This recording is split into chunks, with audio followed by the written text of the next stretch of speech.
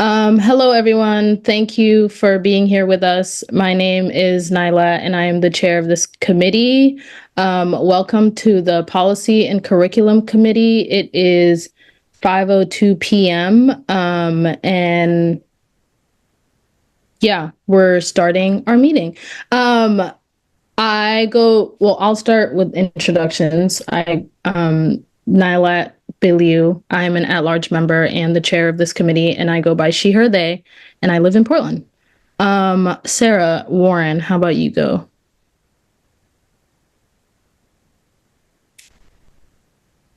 I think you're muted. Sorry, I was just trying to get the agenda up. I'm Sarah Warren, Senior Executive Director for Strategy, Portland Public Schools. And why don't I hand it over to Chair Lentz. Sarah Lentz, pronouns are she, hers, chair of the board and at-large representative. And I'll pass to Vice Chair Bondo.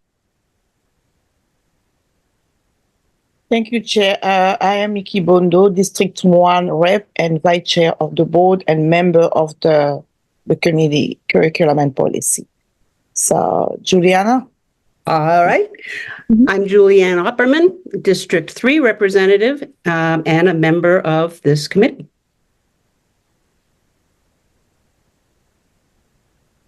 Julianne, you can pass it. Oh, I will pass. Sorry. Courtney. Thank you. Hi, I'm Courtney Grappius, the Technology Integration Coordinator for Portland Public Schools. And I'm going to pass it off to Chris.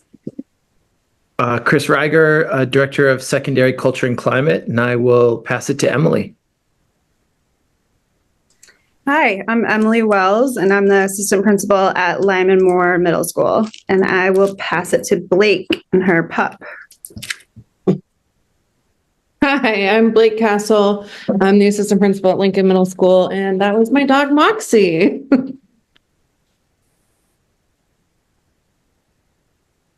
Oh yeah, and I use she, her, hers pronouns, and I'll pass it to Jason.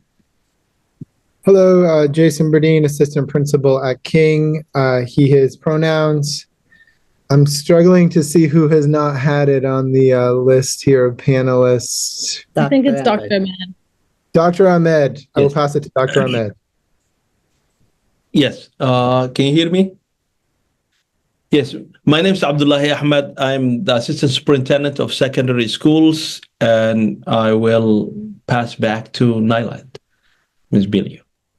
Thank you, Dr. Ahmed, and thank you, everyone, for introducing yourselves. Okay, so right now I will open public comment.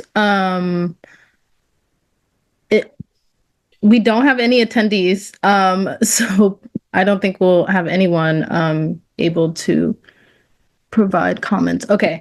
All right. So I guess we can close the public comment section.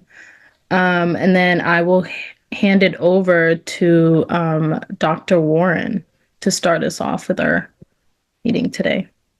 Great. We have a few agenda items for today. The first is an update for members of our secondary team on policy JFCK, student use of cellular telephones.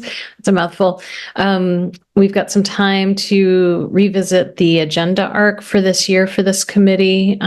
We'll pull that up and look at it when we're ready. And then assuming we've still got time, did we lose Dr. Opperman? Oh, there you are. You just moved on my screen. Dr. Opperman has put together some information regarding class sizes at the elementary level. And there's one item missing there that's in the formal agenda, which is the chair had asked if we could spend a little time talking about suspensions. So that was meant to be in there, and we can kind of add that in. So I think I'll turn it over to Dr. Ahmed and team and let you start your presentation. Okay, good evening, everyone. And tonight with me, is Dr. Chris Reiger, Director of Climate and Culture of the Secondary Schools, Assistant Principal Castle, Assistant Principal Bradeen, Assistant Principal Wells, and Ms. Gravius. Yes. So yes, so tonight we will talk to you about the middle schools and cell phone use and technology use at the middle schools. I think while I pull that up, maybe you can go ahead and just start giving some of the context. Yeah. So the outcome for tonight's presentations by the team is to become familiar with the board policy related expectations and practices at the middle school level. Also briefly talk about the research on cell phone use and social media and their effects on the adolescent mind developmentally, and also talk about our middle schools, what they're doing now related to, and also share some practices about the practice and the implementation of the policy and in what we have at the middle schools now, just to update you. Why we are discussing this now is one of our agenda items, the questions that we will be answering this evening. Also, to become familiar with the policy, as well as also to talk about, review the recent steps and actions that are going on in our middle schools and the next steps. And with this, we also, as we frame this discussion, we will also be connecting this to our strategic initiatives, or strategic plan initiatives 3.1, which is to increase the capacity of our schools to create and implement a whole student systems where the student social-emotional learning curriculum and building relationships is a part of this this year's strategic initiatives and priorities that we are working on. So with this, I will pass to Dr. Chris Reiger to take it from here.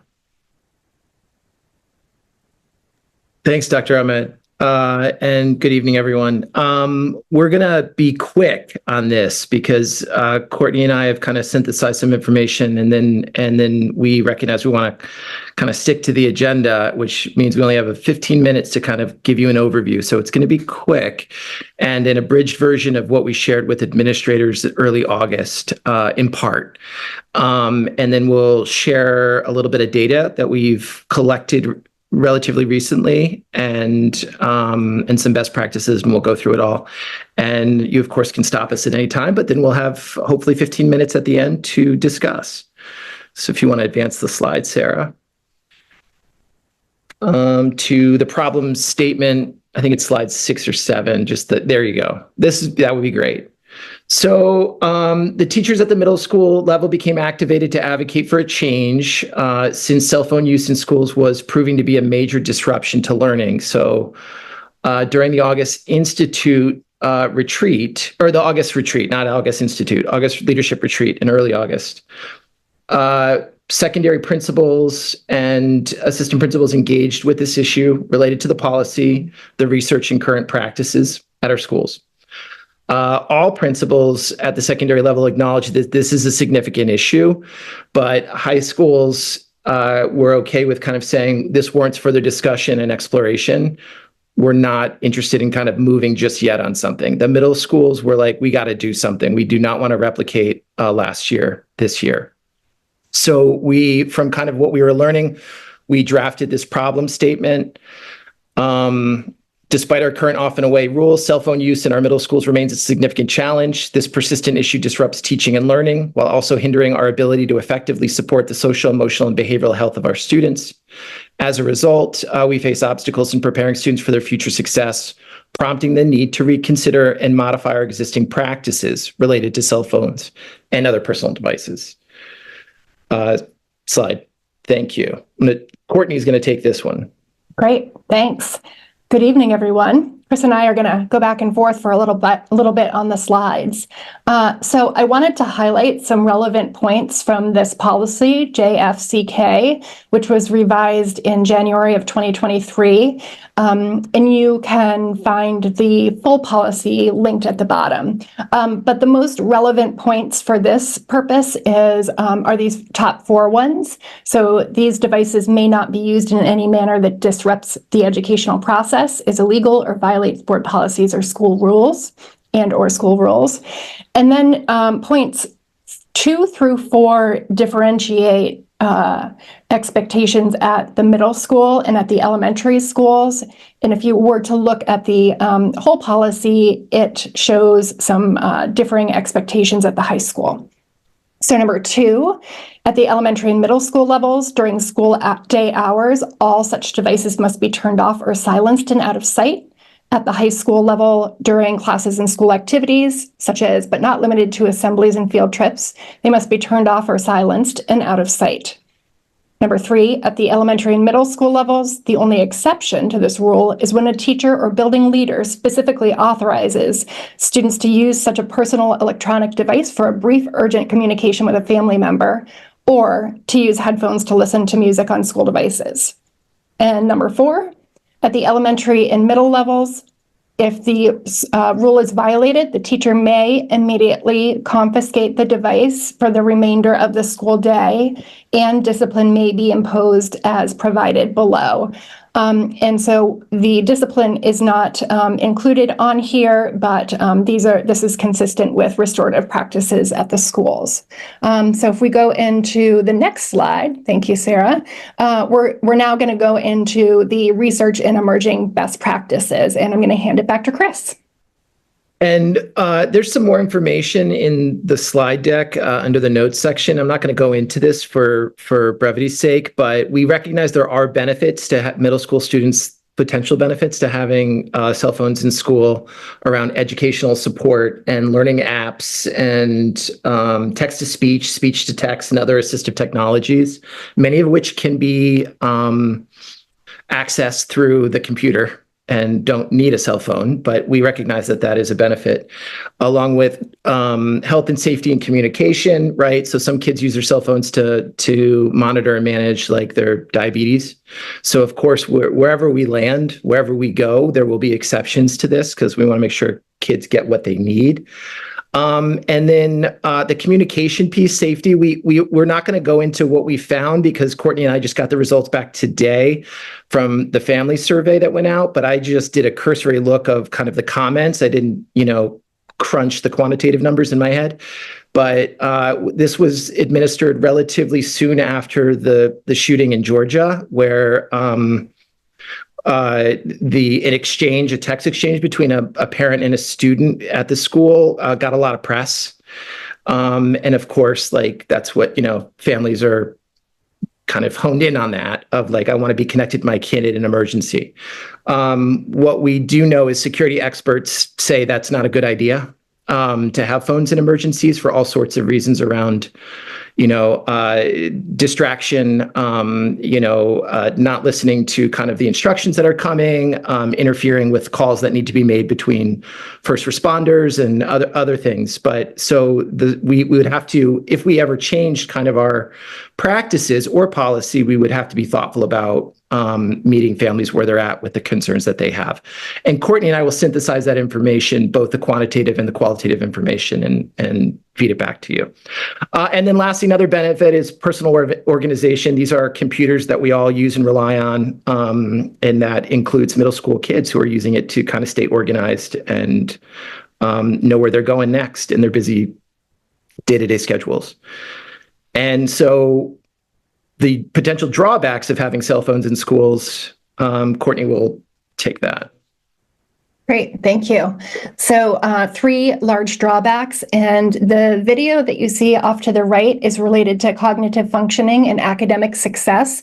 And a highlight from that is that students who split their attention between a learning task and texting or being on their cell phones perform poorly when compared with students who are not dividing their attention.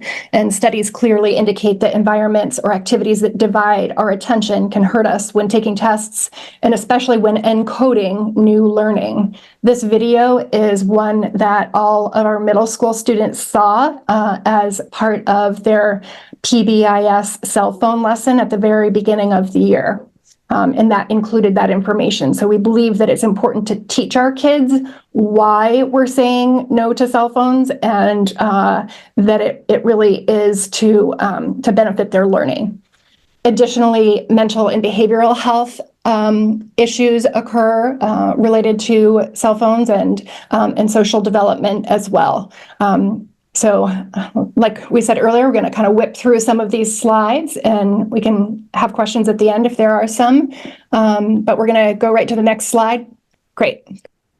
Current state of cell phone restriction policies in middle and high schools across America varies widely, with a significant trend towards increasing restriction.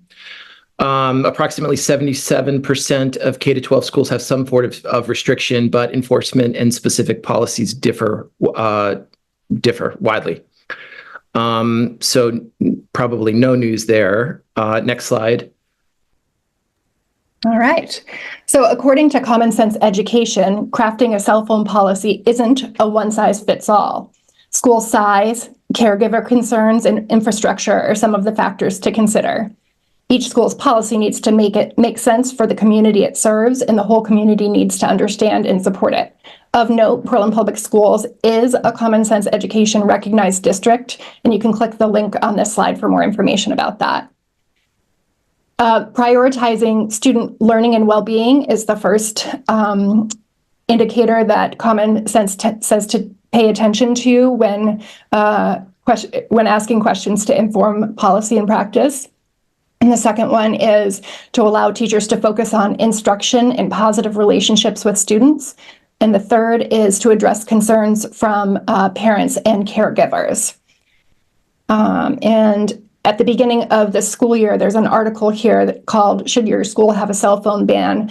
This is an article that our middle school staff read and engaged with during August Institute as middle school assistant principals and principals were sharing the information about being more strict with off and away. And the next slide. Okay. So, Chris, this is you.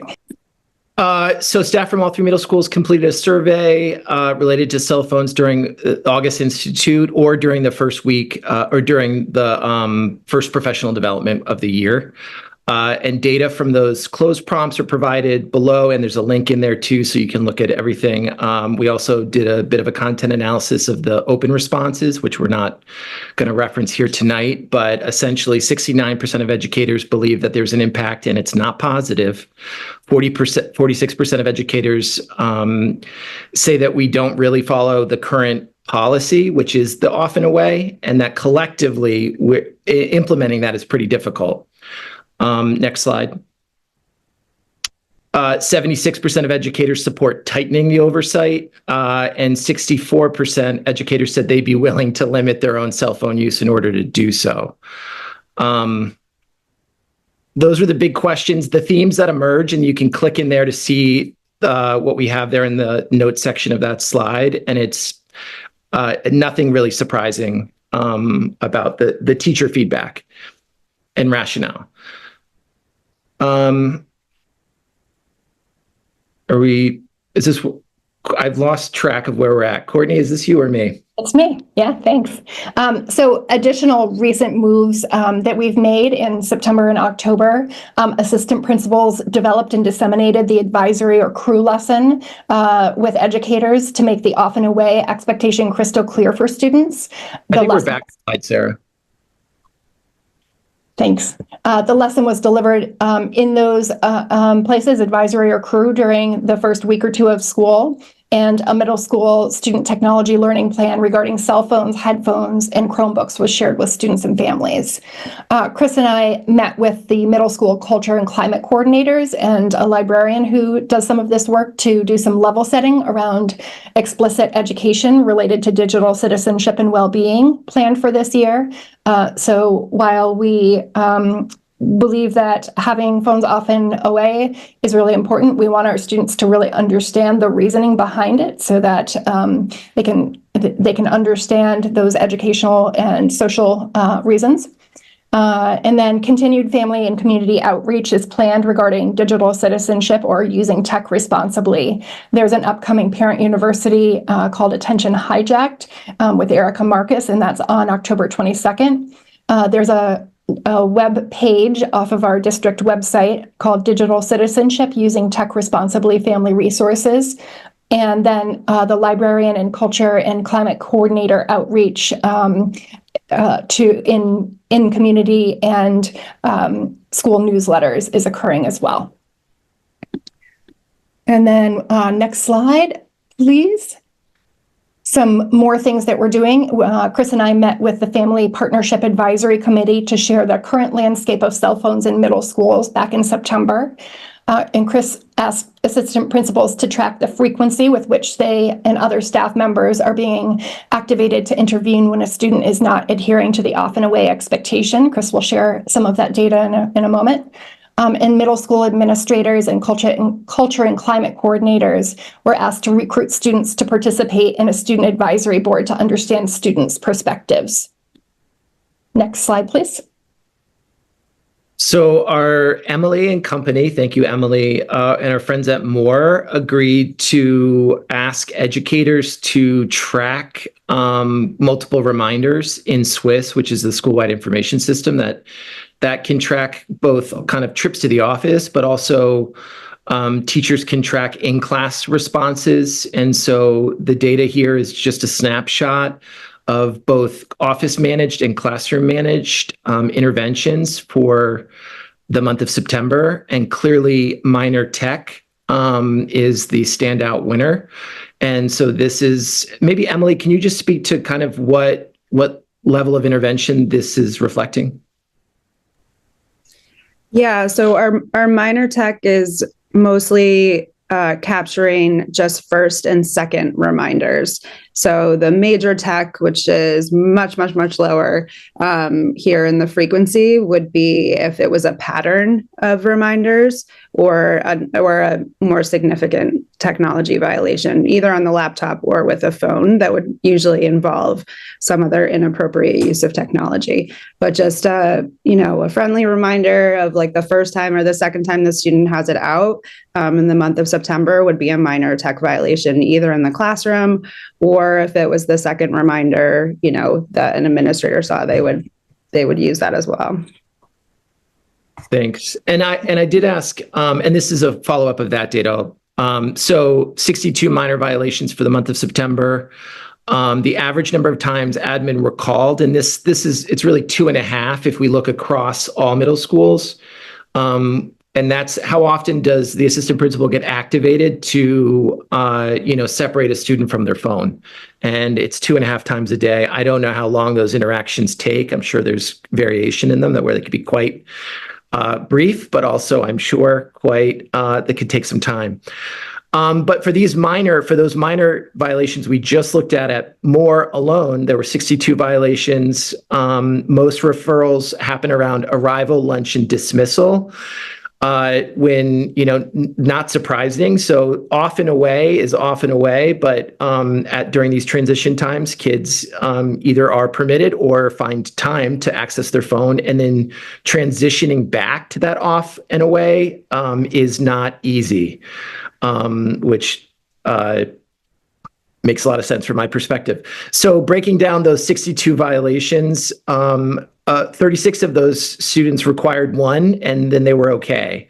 10 of those students required on multiple days, teachers are asking them to put their phones away.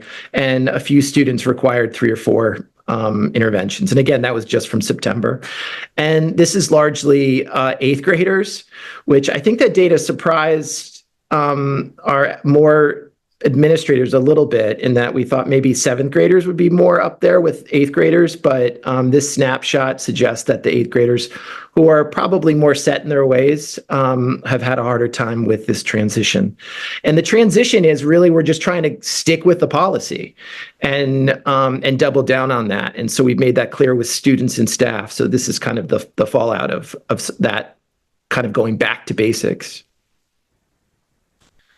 And lastly, we had this family survey. We got the results back today. Courtney and I are excited to look at it, but we have not synthesized it enough to share back with this group. We are hoping, we did have a meeting with Portland Empowered, but Pius is moving on. So we have to kind of figure out, we have to reschedule that meeting to learn more about engaging more families. And then we'll have some baseline information from the student survey to kind of help us with that. And then, as we shared, middle school principals have been asked to convene kind of a student advisory board, and one of their tasks would be helping us understand the student perspective of this. And I think we already covered those next steps actually previously. So that is the end of our slides. Chris or Dr. Ahmed, unless you want to add more, maybe we want to move to questions and answers. Yeah, that would be great. Sorry, I'm yawning, not because of your presentation, but just because it's been a long day.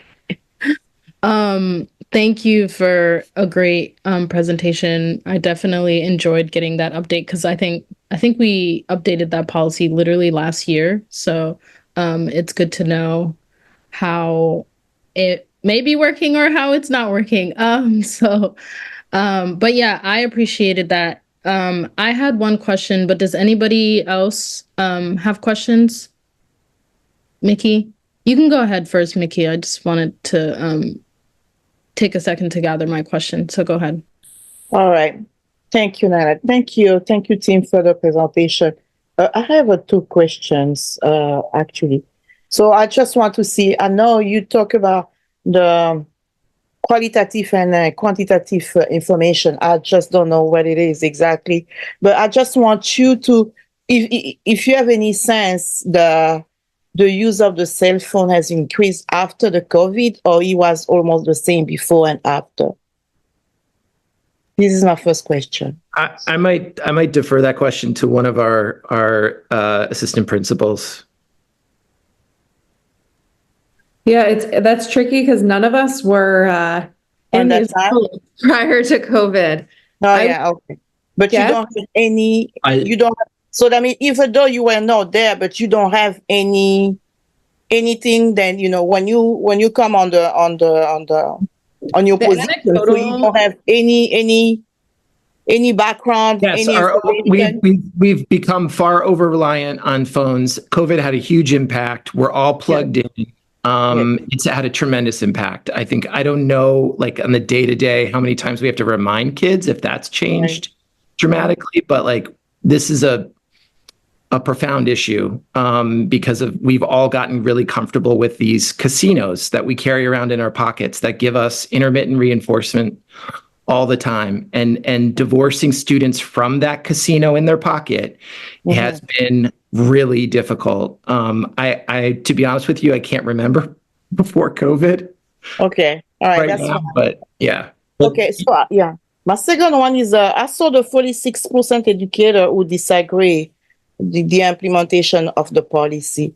Is just one part of the policy, or is in general, I mean, the implementation? Because I know we are so behind on almost all our policy implementation, because we just don't see really moving the needle a little bit. So I just wonder, those are 46, do we have a little more details about the implementation? 46 said we are not following the policy. 28% said we are, or we really are.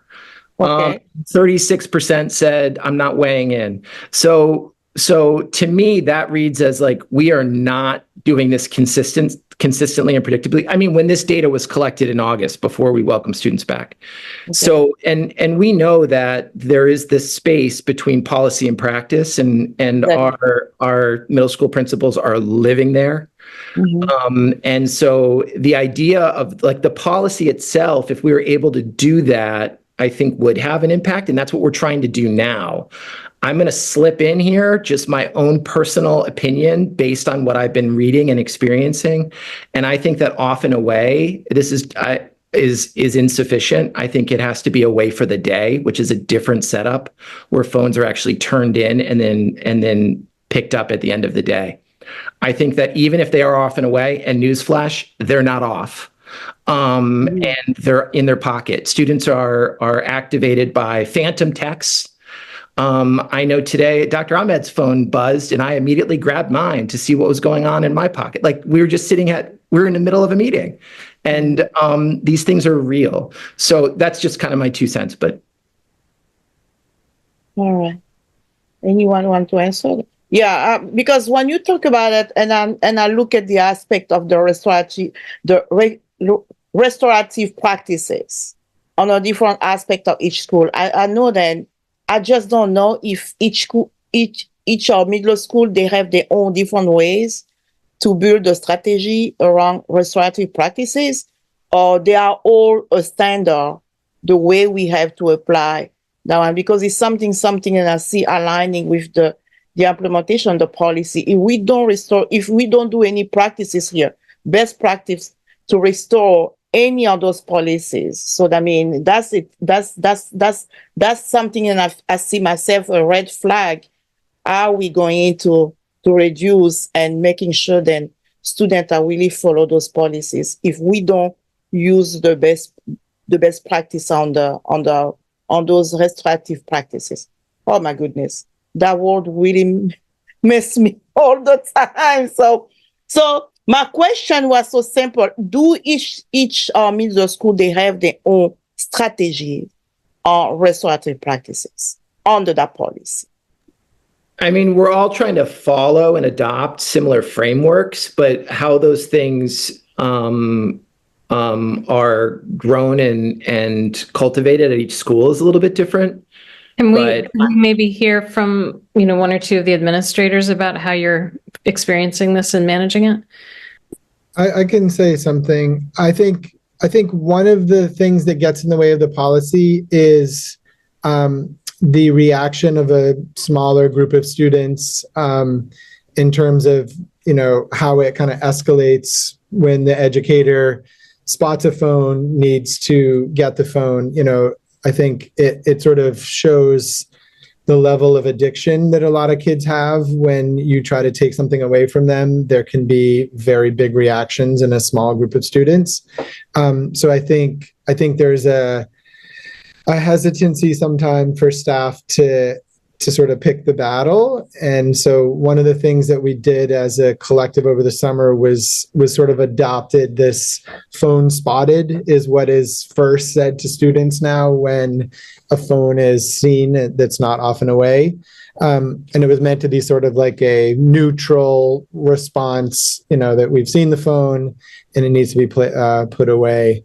I think a thing that we were probably doing more last year than we are now for sure is, if a phone was in a kid's pocket and it was not a problem, we were not really sort of challenging that. And now, we've sort of seeing, and is sort of across the 3 middle schools, if it's in your backpack, that's where we're considering away, not your pocket, because it's too tempting. So those are 2 sort of specific examples from this year that are different. Okay. Right. Thank you so much. Thank you, Naila. I'm done. Mm-hmm. I'm not sure if we lost Naila, but I know Dr. Opperman, you've had your hand up for a while, and then I think Chair Lentz had one too. So yeah, sorry. Go ahead, Julianne. Thank you, wherever you are. As I understand what Jason was talking about, in that there are battles, and if you want people to be doing their work, you want them to focus on that, and every time you interrupt to correct behavior, and if cell phone behavior is one of those types of behaviors, it's wearing. It wears on the other kids because they've broken their concentration as well. And I have to agree with Chris about away. I don't know. I understand parents' need. I had a situation where I gave my child, a fifth grader, back in the olden days, of cell phones because I needed something had not happened. There was a lack of communication after school with my school system, and they didn't let him go through. And so there was a problem. So I do understand that feeling, but that kind of, I hope I guess my question is,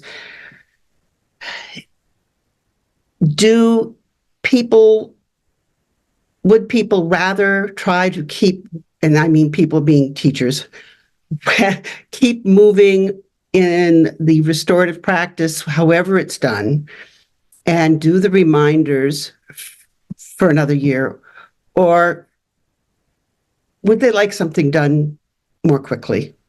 I saw the percents, but reality is, do they want something that is school-wide, so it doesn't fall onto those teachers that do follow the rules and the teachers that say this isn't worth it? I mean, that's a real problem with teaching, is everybody has their own view of it. So what do you think that they as a whole would appreciate? Yeah, ask administrators. I'd like the principals to answer, but I just want to say that I'm not sure how restorative practices, there's no connection to like us not having a high expectations and a strict policy. That's not inconsistent with adopting restorative practices by any means. No. I just wanted to clarify that.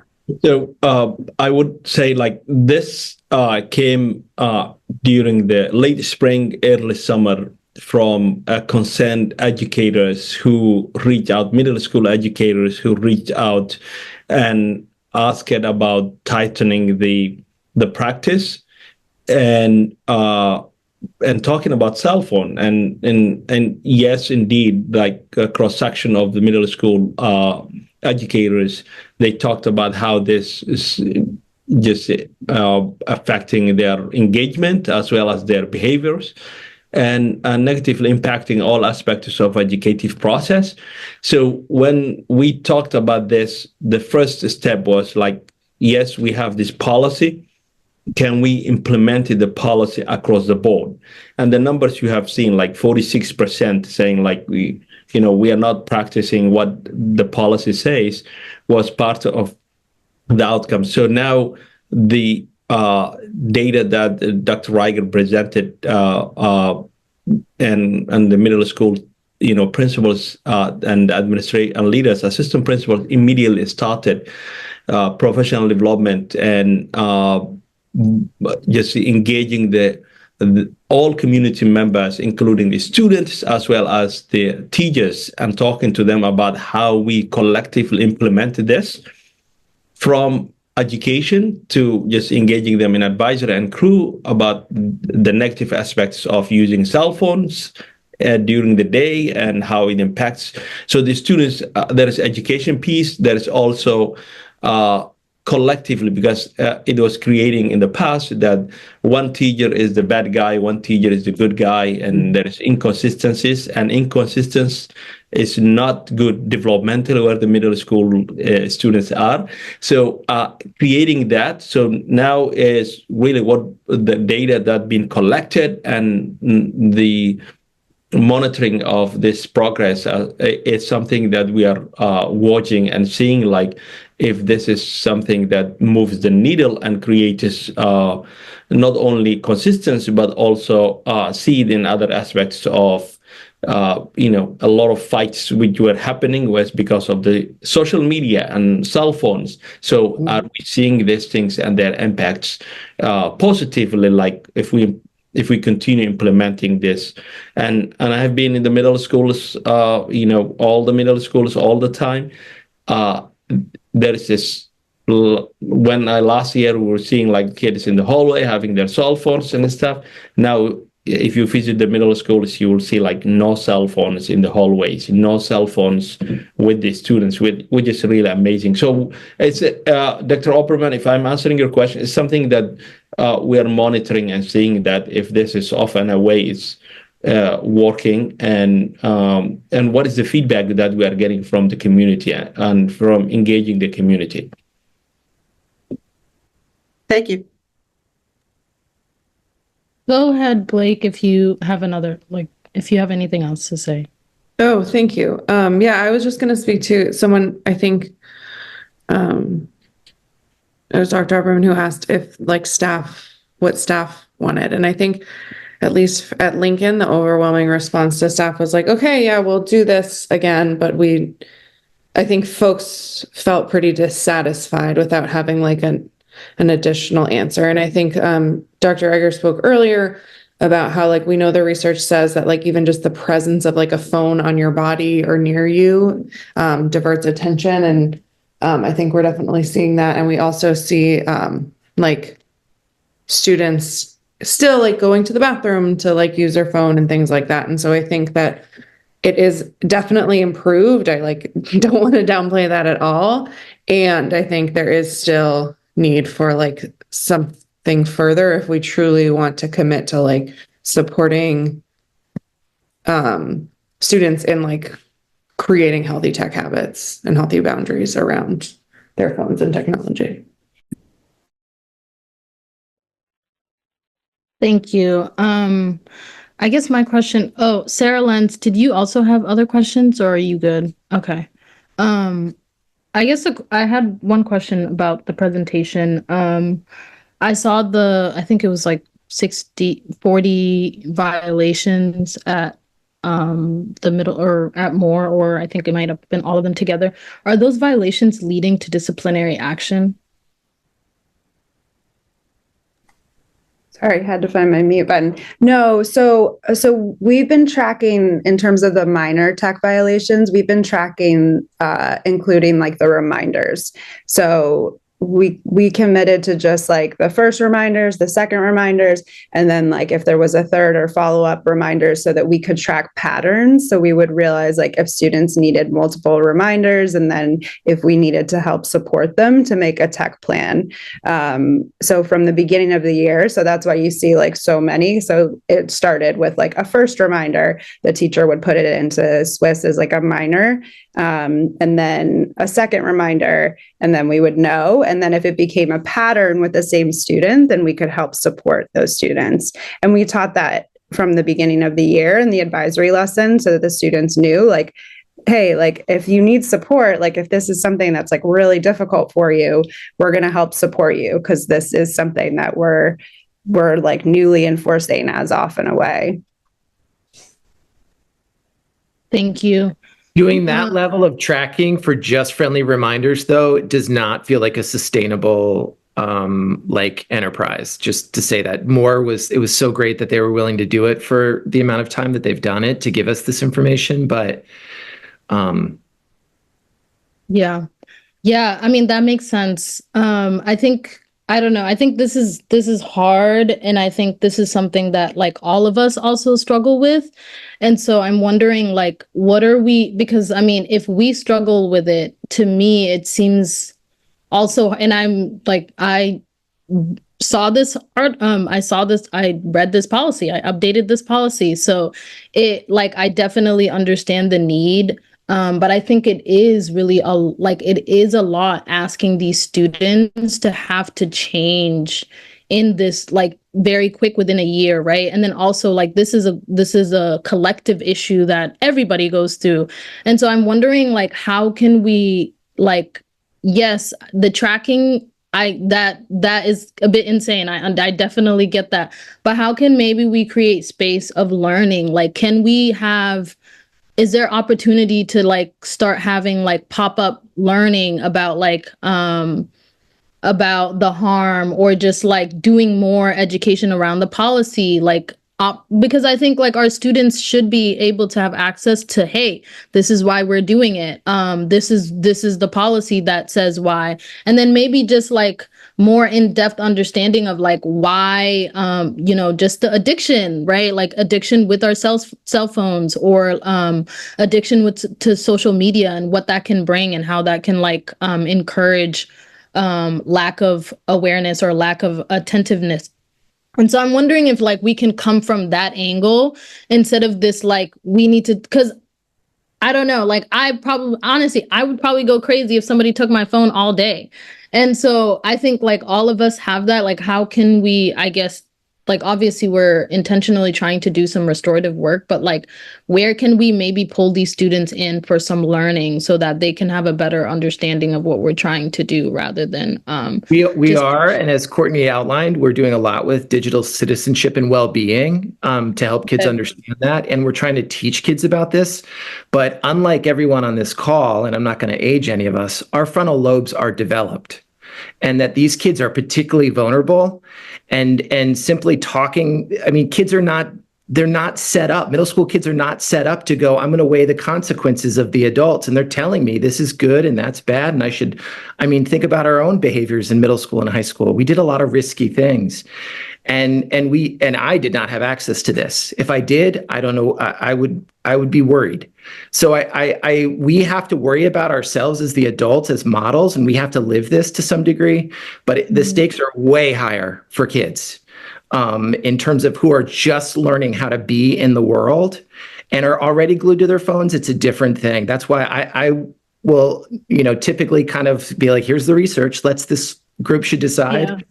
I feel very strongly about this, that off and away is not going to get us where we want to go. And I don't have kids, and I don't have kids in our schools, but if I did, I wouldn't want them competing with casinos in their back pockets or their backpacks. Yeah, no, and I mean, half of them are already getting phones at like 5, or iPads at 5 at their house. So we're already getting them as they're already attached to these instruments. Okay, go ahead, Blake, and then Jason. Yeah. And you say that as like my 5-year-old who is a Portland Schools student is on her iPad upstairs so that I can be on this meeting. So, hey. But yeah, so I think I agree with what Chris is saying. Like, I think, and Nyla, I think what you're saying too, I think it's both and. We are implementing digital citizenship. The kids kind of are like, yeah, we know phones are bad. Like, it's really funny to like see a lot of the reactions. And it's also like heartening because they are talking about these things and they've been exposed to these things and they know about like the challenges of social media and the dangers there. I think like that's one of the things that I'm really proud of, is that the kids like are very familiar with these things. And like Chris is saying, like it's like, it kind of feels to me like we know climate change is real, but we're like, oh, just recycle and then it'll be better. It's like, no, that's not actually what's going to make, like, it's these giant multinational corporations who are doing massive pollution. And so like, it's similar. I feel similarly with cell phones. Like we know that they're bad, and like just asking a 12-year-old without like, who's developmentally not ready to like make choices to center self-preservation is not going to solve the problem. And I think that there are the education we need to continue to have. And I think that we need to continue to like build how we have these conversations with kids and like keep having them. And there are tangible things that we can do to help facilitate that. Like I kind of see it as like, we can give kids this gift of time away from these devices that are so like built to be addictive to us and them. And so I think that like we should. And the research says the kids will appreciate it. Mm-hmm. I'm more worried about the families. The kids will get on board once they experience it, and the liberation from the constant kind of pressures of social media, and knowing that their peers are perhaps not TikToking or posting about them in the bathroom. But clearly I got a little activated around this. I just want to do a quick process check. We're at 5:50, and we do have some other agenda items to move on to. So I'm wondering if we could wrap up. And I also just being mindful of the fact that this is an update. It sounds like there could be some potential policy changes suggested at some stage, but I don't think we're there quite yet. So I would maybe invite folks to continue to think about this, explore it. I know middle school folks are living it every day, so you don't have a choice, but, come back to this committee if we need to. We could, build another session in later in the year. There's a little more flexibility in the agenda probably once we get past January or February. But for now, I think this was intended to be an update on how people are experiencing implementation of the policy. I know there's still a couple of hands up, so I'll leave that to you, Nyla, but I just wanted to note that we probably ought to move on soon. Yeah. Julianne, is it okay to move on, or do you? Well, I just wanted to make one suggestion, whether it's we do it as a policy or it's something that the middle schools try. When I read about this, some of the schools did it as a no phones for a period of weeks, and got off phone for 2 weeks, 3 weeks to let the kids feel it. And then it's a suggestion, to think about that, and I'll leave it at that. Thank you. Go ahead, Courtney. I am just putting a little bit of information in the chat. I would suggest that folks open up the tech resources for using tech responsibly digital citizenship webpage, where there's a plethora of resources for families, and echo what Blake said about our middle school students having digital citizenship education during school, and also that needs to come, and we need to support families with that. So I just wanted to make that point. Thanks so much. Thank you. Go ahead, Sarah Lentz, and then we can probably move forward. Yeah, just really quickly, I was involved kind of over the summer with a lot of educators and a lot of groups of parents as well. And I just really appreciate the process that it has unfolded from this. I think there were, ideas of solutions that came out pretty early, but we've been engaging with staff and with students and with families. And I just really appreciate that, because it does feel like it's giving people more time to express their needs and for us to figure out if there's a way to respond to them. So I appreciate all of that work. And then I'm just curious, from the folks that are on this call, how can this committee and or the board be helpful with where you are in this stage of your planning and your process around this?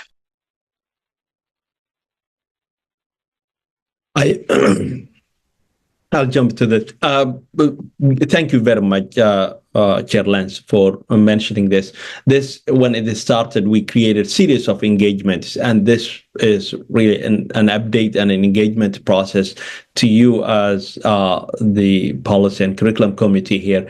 And we will continue these engagements and collecting data, and we will see how off and away process is working and not working. What is what the data shows us, and then we will keep updating you, and also doing the community engagement from lessons for the students in the crew and advisory to engaging the parent university, and so it is all of the above, but more engagement as well as interventions, and then we will keep updating you. And just one quick plug. So the board is doing a series of community conversations this fall with both families and with students.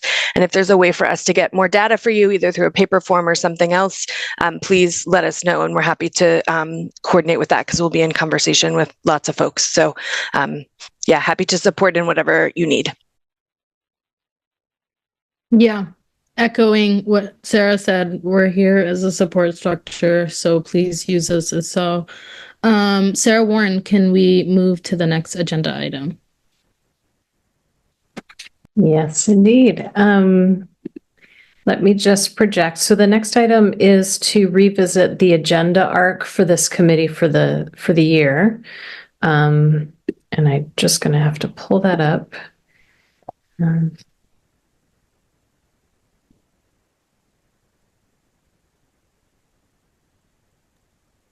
Sorry, my mom just came into the room. Is there Was there a process question? Sorry, I blanked. Oh, you're just ready to. Yeah, I'm sorry. I was like, that's all right. No, I'm just trying to manage my screen here. okay. Can you see that now? Mm-hmm. You can see the agenda. Yep. Dr. Ahmed, your hand is still up. Thank you. I can see that. Yeah, it's perfect. Okay. So just is it okay if APs drop off? Yes. Okay, perfect. Absolutely. Thank you all. Thank you all. Thank you all. Bye. So we've been kind of chipping away at this for the last couple of months, and we put it on hold for a month so that I could go off and participate in our Drummond legal friends were putting on a conference up in Augusta a couple of weeks ago where they ran through all of the changes to state law and any implications that would have for potential policy changes. As it turned out, there was really nothing in there that requires us to change policy, except for one possible thing, which you'll see I've put in December for the moment, but there's a state law now that basically calls for gender affirming healthcare. I think that probably most of what we're doing already aligns to that, but I will make sure, together with our lawyers, to review any relevant policies so that we know whether we actually need to make any changes or not. So I just put that into the agenda just in case we do need to do something there.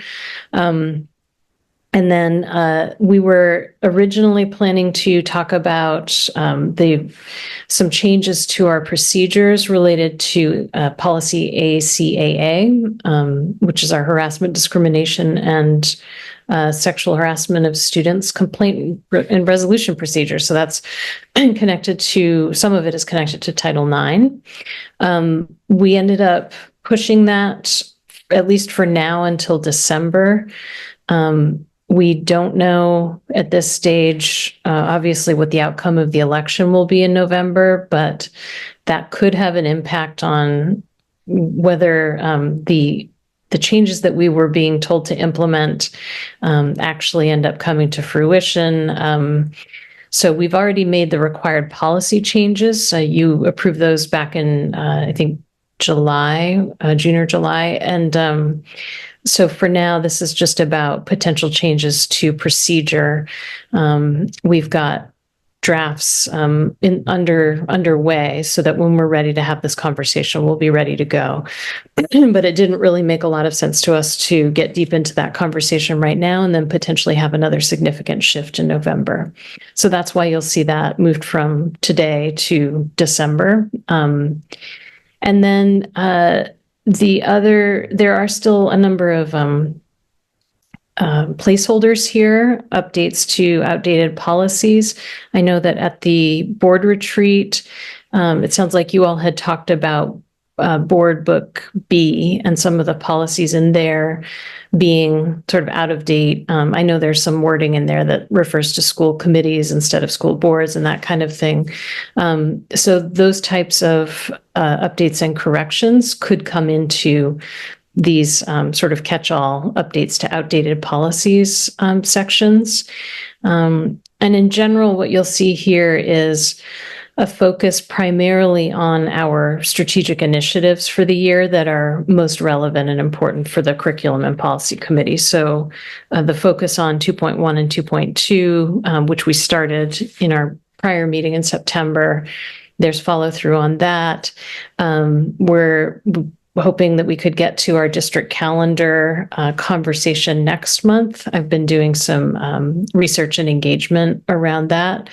And then moving through to December, in addition to the harassment procedures, also circling back to Strategic Initiative 1.1, which is our equity-related strategic initiative. And there had also been a specific request from this committee to hear more about just how the implementation of policy ACA is going, and the N-word guidance, which has been out there, and there was an interest in just hearing how that was being used. And then when we get to January, you'll see again another strategic initiative popping up. That's related to our special education continuum learning and continuum of learning and services.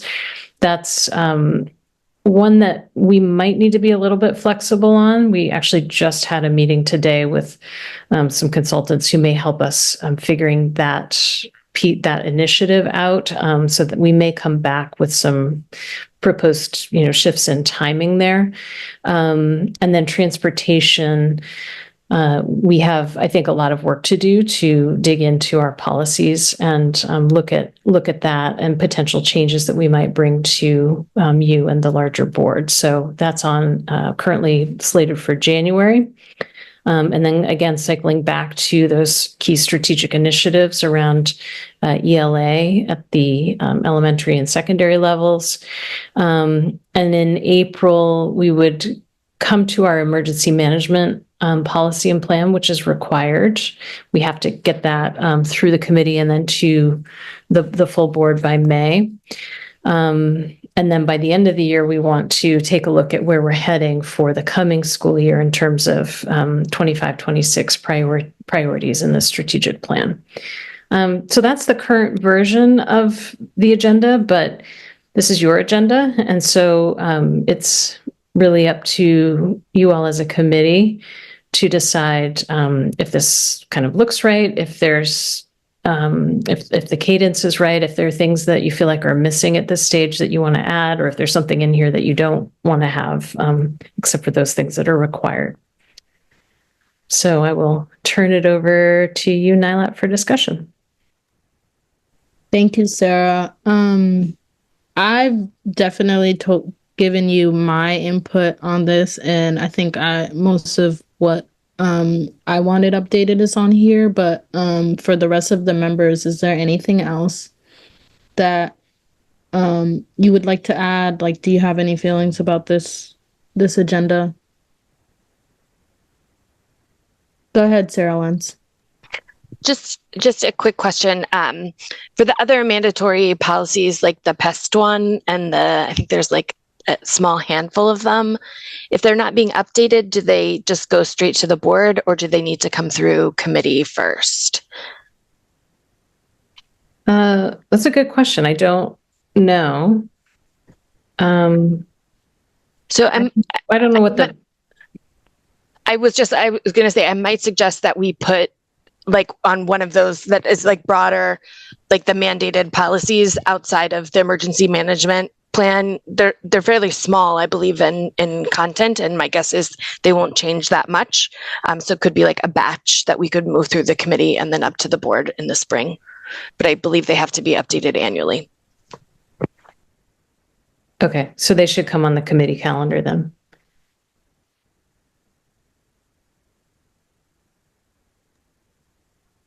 That's good to know. Thank you for that information. Go ahead, Dr. Atkins. Thank you. I just wanted to check what, I'm trying to find the date for the February meeting. That's there's a school vacation week in that way. I'm not seeing something on my calendar, so I don't know if I've missed it or if we are. No, it's possible I invented a meeting where there isn't one. Are we skipping a meeting? I think in the past, last year, the years, we've moved it somewhere, but not vacation week.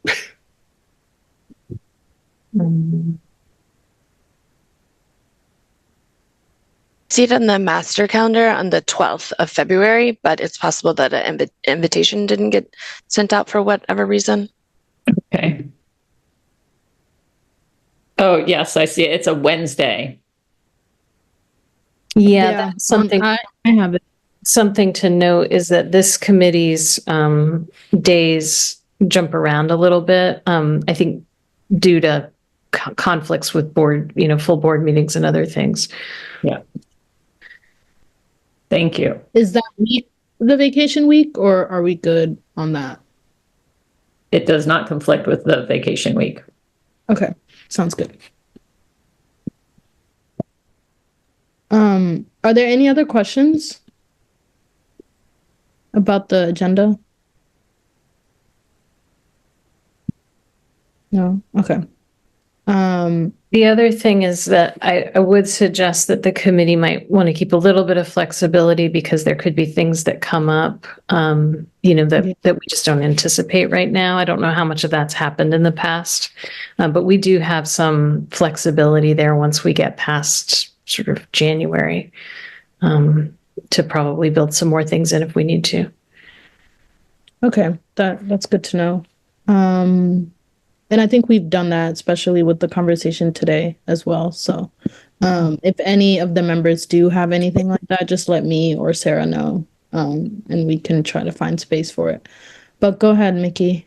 Yeah, I just want to emphasize what Dr. Warren just mentioned about the flexibility. That's what I was about to say, because during I think the budgets, I mean after January, I think that's too many things can be changed but I really appreciate, and we have the special education continue in January, so we can see exactly what's going on, so we can have a great sense, because it's between just the budget season. So I think we can have some open doors and windows to make sure that if we have to bring something, urgent before the committee, so we can align with the budgets. So we have that, but I just don't know where we have that, because it's not mentioned here.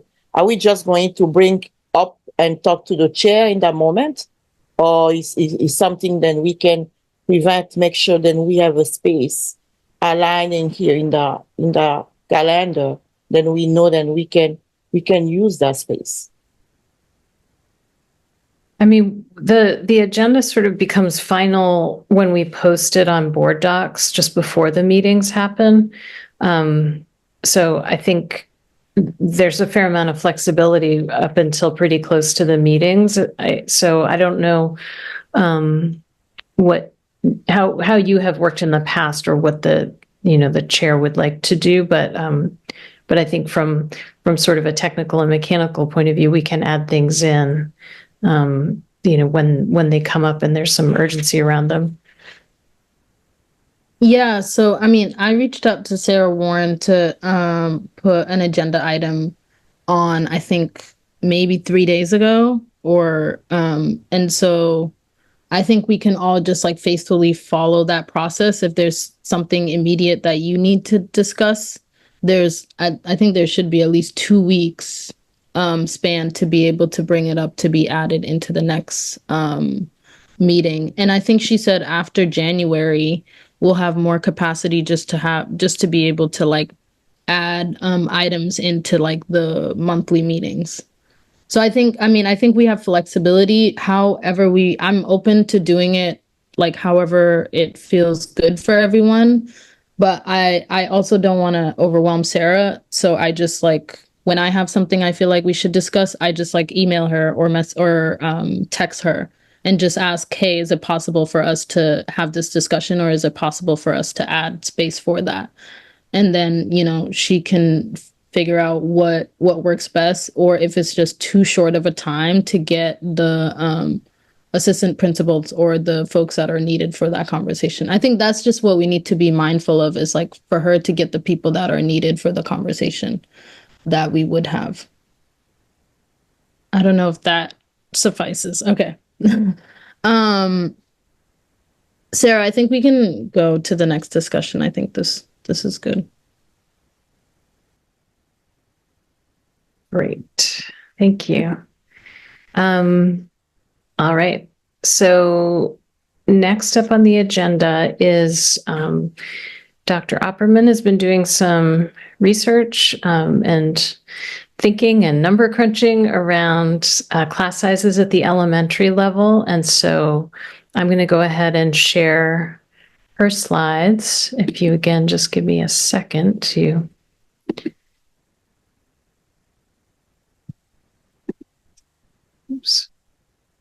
get to the right place.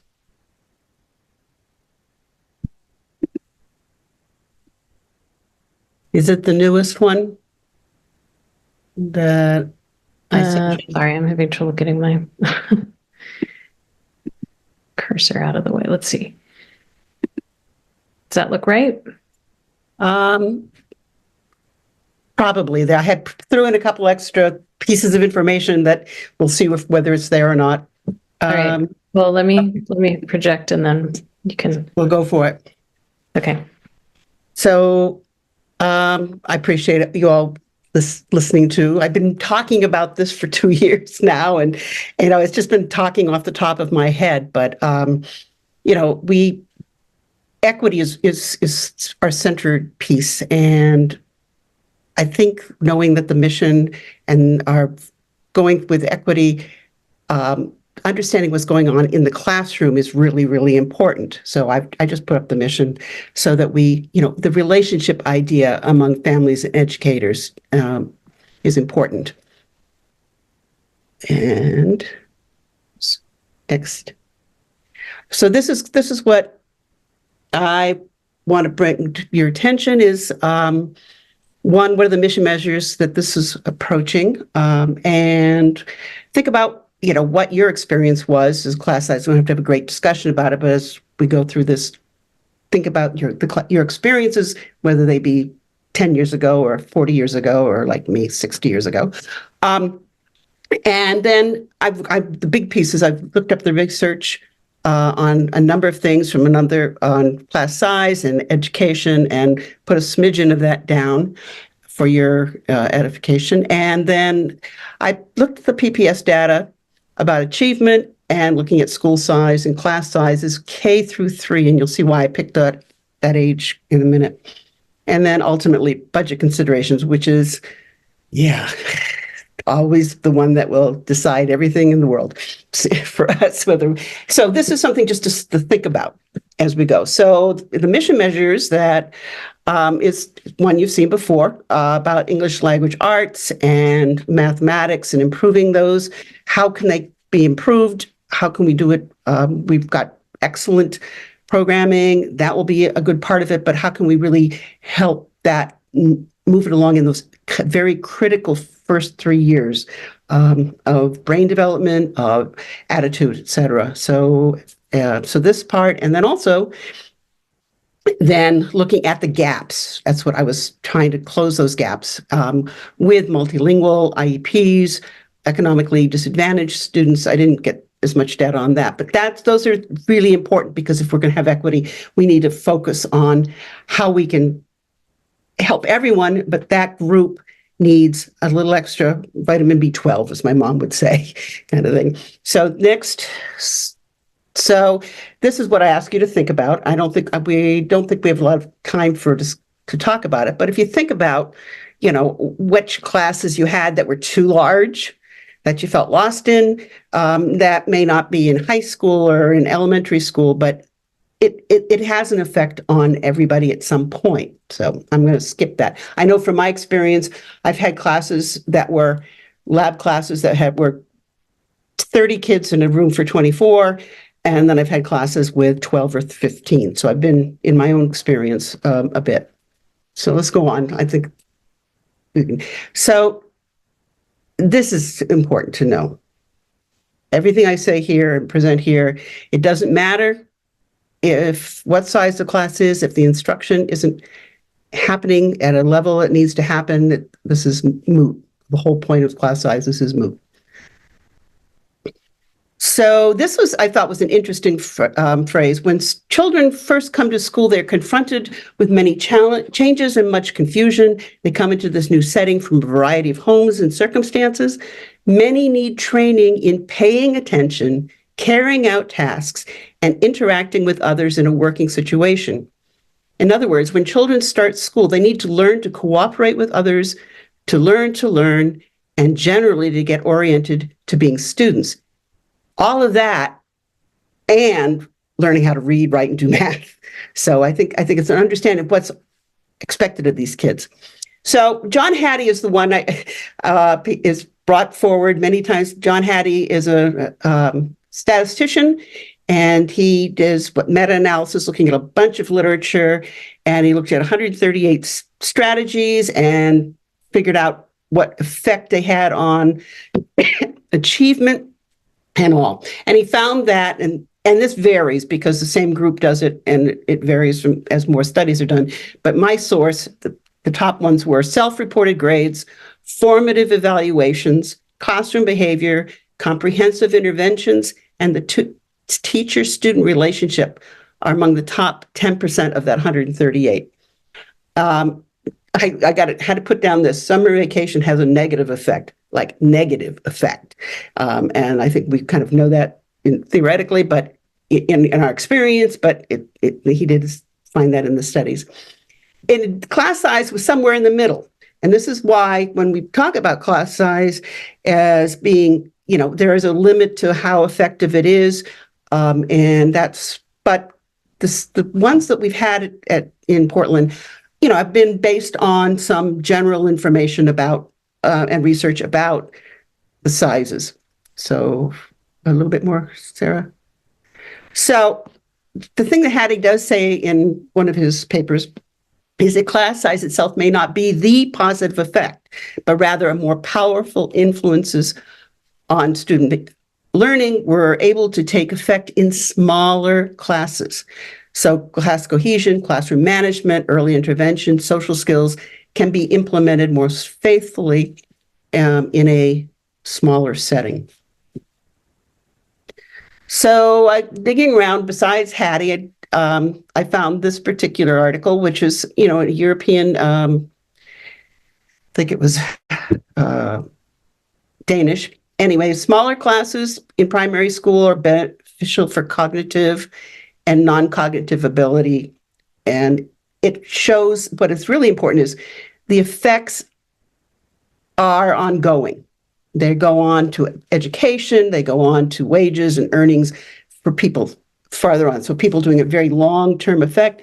And then it's, the better we teach, the better these students as adults will have in their lives. And that is the cost-benefit test. We don't see it now, but it happens 10, 20, 30 years down the road.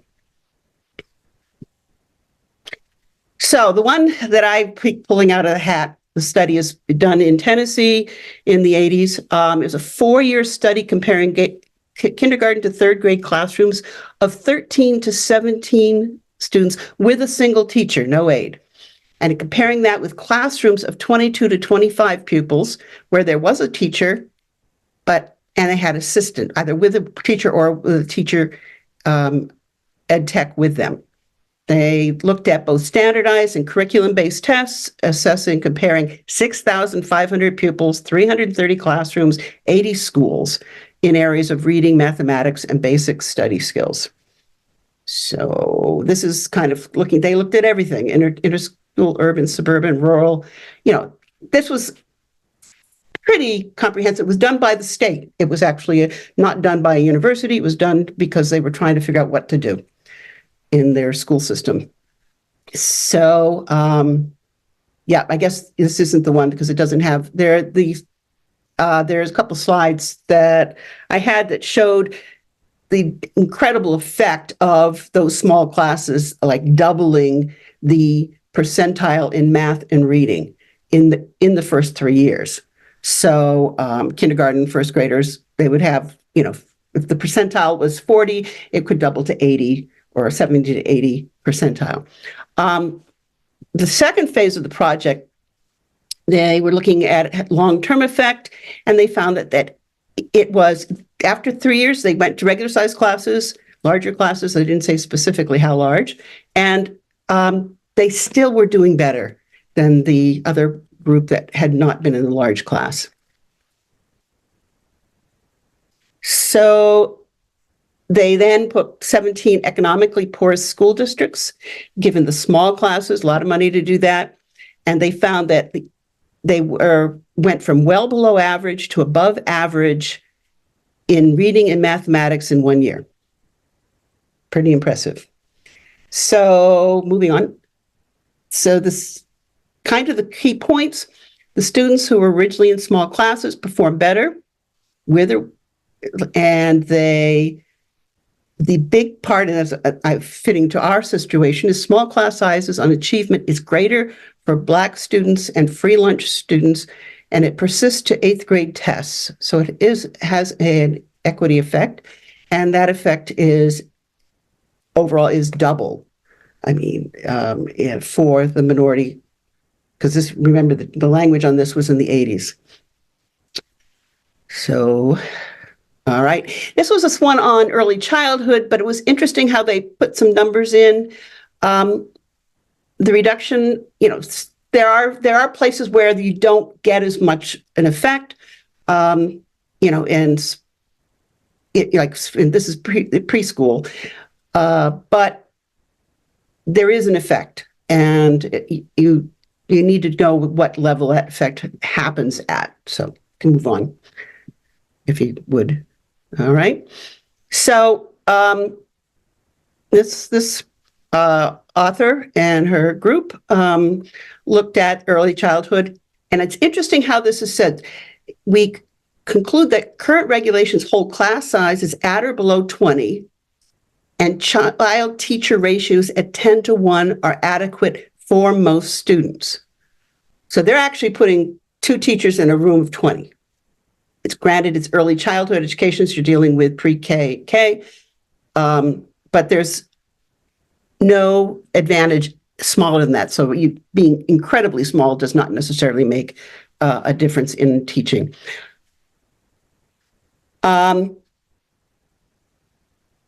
So there was, so in the same article, the idea of this comment is that when they're looking at the effects of the class size and finding about at what point there was a turn. I mean, what was the critical point that you really need to hit? They couldn't really put that, but they did say that the social emotional outcome was better when you were moving towards that smaller class size. So this is another one. We do heterogeneous grouping. How are we doing on time? We got a couple of minutes. Okay. So anyway, we've got about 5 minutes to the end of the meeting. This is so heterogeneous grouping is what we do. It's good. It's equitable, but it's heterogeneous grouping can make it difficult unless if you have a very heterogeneous group. I mean, the students widely different. You need well-trained and motivated teachers, and you need small classes, and you need to have the students' styles and abilities recognized. We talk about that, going student centering, et cetera. And so Stricknell in Teaching for Intelligence brings that up. And sorry, this isn't the one that I had slide because I have a couple of better slides, but anyway, next one. So you heard the attuned stuff. Grade level rigor was observed in half the classrooms, and historically disadvantaged student groups underperform. Not new to you or me. So I looked at our school sizes, our average class sizes, and the result of spring 2024 state testing we just got, and looked at the results. Are shown as a percentage of the students who are at or above state expectations. So I looked at the data that we were given and just took those that were above the lower limit of anything below that. They were not meeting expectations. And then I played around with our class side upper limits, adjusting it for student if we have, what percentage of students have IEPs and what percentage of students are on 1, 2, or 3 multilingual test levels, because those are the numbers I had in the data that I had. So school size, interesting, the thing about school size is that smaller schools can be better, but there is, if it's too small, it is not as good. So there's a back and forth on that, but this gives you the sense. I did the 1 through 8 students because I'm keeping it since this is a public situation. And you can see the reading going up, as we know, the math scores going up, and the totals in the class. So they're mostly the same, except for the couple that are a little bit higher, have smaller schools. So the ones where I start getting interesting, all right, so I have here, going through our data, the average class sizes for these schools, and then the math scores and the reading scores. So if you look at the orange, dark orange, that's the flat part, pretty flat, that's our average. You look at our math scores, you look at the reading scores, they look like the other ones. What I did do is, in each of these schools, that number here was 11.5, 12.8, up to 17.8. Those were adjusted for the IEPs and the multilingual population. And what I would notice is that some of these are way off, 18.8 to 11.5. But at the other end, interestingly enough, when you look at the adjustment for classes, it doesn't really do anything because of the population is different. So I think the other slide deck that I had actually showed you the formula that I used, and it's not just the students that have IEPs or multilingual. I also added back student into an average class based on the schools having individuals, interventionists in those areas. So moving on. So is there yes. any ways I can just jump in? So we only have 1 more minute. And there are only 2 more slides. Okay, but you want to react to it? Okay, well, I'm just wondering how we should, because folks have to leave at 6:30, and so I'm wondering what, maybe just having a discussion of what we can do moving forward, if we can move some of this to the next meeting, or if we can create space for that, because we won't have time to even discuss. No, I know we won't. What I would recommend, and put the other slide deck up on board docs. But the piece about here is the rate of return, and want to get to the next one, which talks about what we have it. Realistically, what can you do in our district? Realign teaching assignments. Adding 1 teacher to the staff adds approximately $100,000 to the budget. And I went across with these numbers, and that was adding about $1 million to just 1 class level. So it's a very big thing. And yes, that's the last slide, is to be continued, because you're right, Nicolette, we can't really react to this. But now that I've presented this to you, and you all have the papers that this comes from, you could ask me questions sometime. I appreciate the work you put into this, honestly. Thank you. And yeah, I think this is I think this is a good opportunity for you to present it, and then for us to look at it. And I think it's something we can come back to. And maybe, Sarah, we can just talk about when that discussion would happen. And I'm happy to move the suspension discussion as well. I don't think there's a need to get into that today. But yeah, thank you. I mean, maybe we can just, if other people want to react, just for the little time.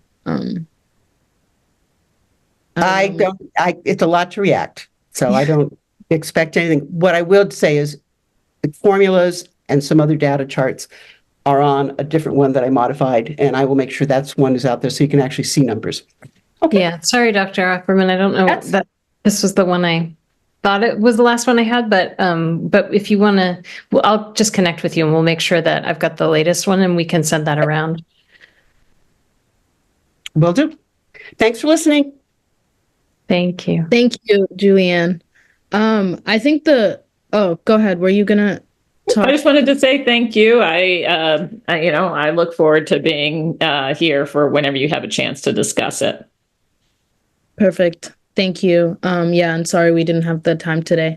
And I think with the suspension discussion, I mostly wanted to know what wasn't working, and how, like, and what we're having a hard time implementing. So that's kind of the discussion I wanted to have around, like, what is the issue, and like, could this curriculum create more resources for the implementation to be a little bit better, or like just having a conversation on, like, as a district, what are we having a hard time with, and how can we maybe look at the policy to see if we need to make adjustments to support some of the things that are happening. So yeah, I don't know if that makes sense. Okay. All right, Sarah. I'm good if you are. I don't know if there's anything else you would like to say. I think we're good for today. Yeah, if you want to close us out, I think we're good to go. I move that we adjourn. Okay.